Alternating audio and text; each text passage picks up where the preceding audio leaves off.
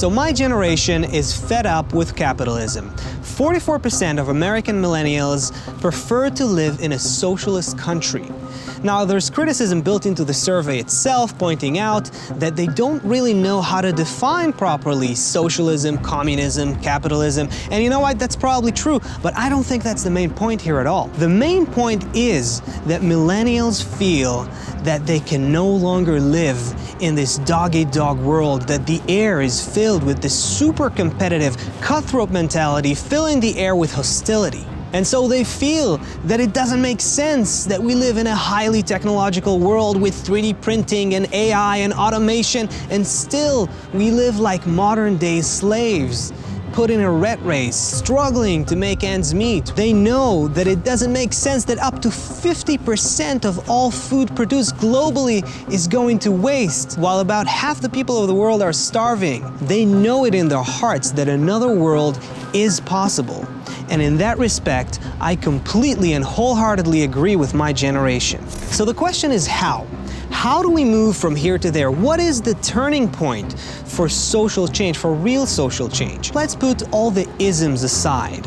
Why? Because they create a knee-jerk reaction that puts you on a certain team. You're a socialist or you're a capitalist, you're a communist or you're an anarchist. You have to pick a side, pick a political candidate, pick a political agenda. Let's put all of that aside for a second and just think, why can't we have a more equal society, one that's better to live in? In theory, most people would agree with ideas like equality and mutual consideration and empathy and kindness, love even. Why not?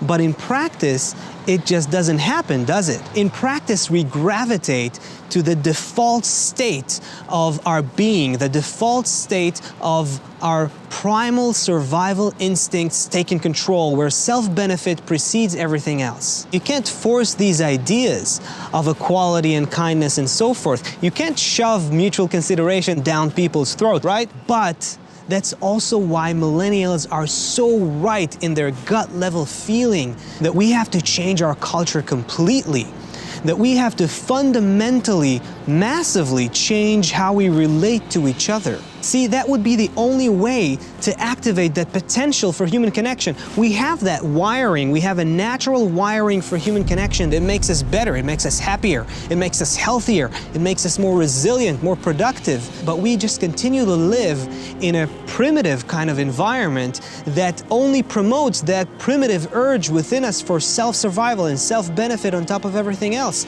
So in order to create a better society, in order to even consider social constructs that are new, that can hold in the long term, we're gonna have to undergo nothing less than a change of human consciousness. We're gonna have to begin to feel each other as interdependent beings. We're gonna have to be organically motivated, passionate towards creating a society where everyone is happy and secure and have everything they need.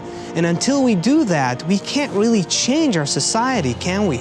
Or our economy, for that matter. We have to actually recognize with all our critical faculties that caring for everyone else is caring for ourselves too. And I believe this change is inevitable.